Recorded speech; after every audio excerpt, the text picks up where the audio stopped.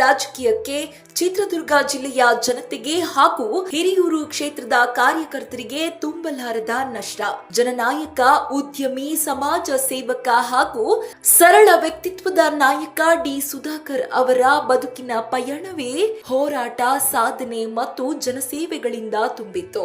1961 March 28ರಂದು ಚಳ್ಳಕೆರೆಯಲ್ಲಿ ಉದ್ಯಮಿ ದಶರಥ್ಯ ಮತ್ತು ಕಾಂಚನ್ಮಾಲಾ ದಂಪತಿಗಳಿಗೆ ಮೂರನೇ ಮಗನಾಗಿ ಜನಿಸಿದ ಡಿ ಸುಧಾಕರ್ ಜೈನ ಸಮುದಾಯದ ಕುಟುಂಬದಲ್ಲಿ ಬೆಳೆದವರು. ಬಿಕಾಂ ಪದವೀಧರರಾಗಿದ್ದ ಅವರು ಬಾಲ್ಯದಿಂದಲೇ ವ್ಯವಹಾರಿಕ ಚಾತುರ್ಯ ಮತ್ತು ನಾಯಕತ್ವ ಗುಣಗಳಿಂದ ಗುರುತಿಸಿಕೊಂಡಿದ್ದರು. ಪತ್ನಿ ಹರ್ಷಿಣಿ, ಮಗ ಸುಹಾಸ್ ಮತ್ತು ಮಗಳು ಸ್ಫೂರ್ತಿ ಅವರ ಕುಟುಂಬದ ಬಲವಾಗಿದ್ದರು. ರಾಜಕೀಯಕ್ಕೆ ಬರುವ ಮೊದಲು ಸುಧಾಕರ್ ಯಶಸ್ವಿ ಉದ್ಯಮಿಯಾಗಿದ್ದರು. ತಂದೆಯೊಂದಿಗೆ ಡಿಸ್ಟಿಲರಿ ವ್ಯವಹಾರ ಆರಂಭಿಸಿ ಅಬಕಾರಿ ಕ್ಷೇತ್ರದಲ್ಲಿ ದೊಡ್ಡ ಮಟ್ಟದ ಸಾಧನೆ ಮಾಡಿದರು. ಬಳಿಕ ರಿಯಲ್ ಎಸ್ಟೇಟ್ ಉದ್ಯಮಕ್ಕೂ ಕಾಲಿಟ್ಟು ಬೆಂಗಳೂರು ಮತ್ತು ನೆಲಮಂಗಲ ಭಾಗಗಳಲ್ಲಿ ವ್ಯಾಪಾರ ವಿಸ್ತರಿಸಿದರು. ಸೇವಿಲ್ ಹಿಲ್ಟ್ ಹೆಸರಿನ ತಮ್ಮದೇ ಕಂಪನಿಯನ್ನು ಕಟ್ಟಿಕೊಂಡಿದ್ದರು. ಚಳ್ಳಕೆರೆಯಲ್ಲಿ ಆಯಿಲ್ ಮಿಲ್ ಸ್ಥಾಪಿಸಿ ನೂರಾರು ಜನರಿಗೆ ಉದ್ಯೋಗ ನೀಡಿದ್ದರು. ಆದರೆ ಸುಧಾಕರ್ ಅವರ ದೊಡ್ಡ ಪರಿಚಯ ಕೇವಲ ಉದ್ಯಮಿ ಅನ್ನೋದಲ್ಲ, ಸಮಾಜಮುಖಿ ನಾಯಕ ಅನ್ನೋದು. ಸ್ವಾಮಿ ವಿವೇಕಾನಂದ ವಿದ್ಯಾಸಂಸ್ಥೆ ಸ್ಥಾಪಿಸಿ ಸಾವಿರಾರು ವಿದ್ಯಾರ್ಥಿಗಳಿಗೆ ಶಿಕ್ಷಣದ ಬೆಳಕು ನೀಡಿದರು. ಪಾರ್ಶ್ವನಾಥ ಚಾರಿಟೇಬಲ್ ಟ್ರಸ್ಟ್ ಹಾಗೂ ಸಹಕಾರ ಕ್ಷೇತ್ರದಲ್ಲೂ ಮಹತ್ವದ ಪಾತ್ರ ವಹಿಸಿದರು.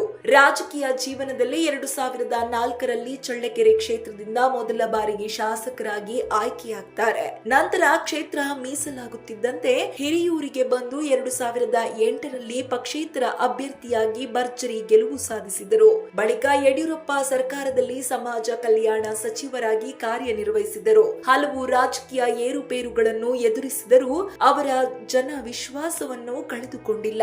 ಇನ್ನು 2013ರಲ್ಲಿ ಕಾಂಗ್ರೆಸ್ ಅಭ್ಯರ್ಥಿಯಾಗಿ ಮತ್ತೆ ಗೆದ್ದು 2018ರಲ್ಲಿ ಸೋಲು ಕಂಡರೂ 2023ರಲ್ಲಿ ಪುನಃ ಭರ್ಜರಿ ಕಂಬ್ಯಾಕ್ ಮಾಡ್ತಾರೆ.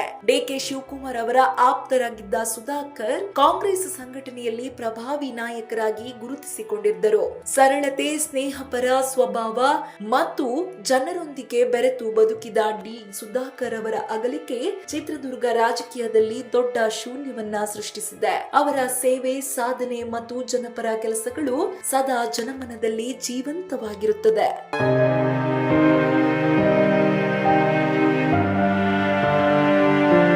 ಇನ್ನಷ್ಟು ಹೆಚ್ಚಿನ ಮಾಹಿತಿಗಾಗಿ Saptashwa TV Kannada YouTube channel ಅನ್ನು ಸಬ್ಸ್ಕ್ರೈಬ್ ಮಾಡಿಕೊಳ್ಳಿ.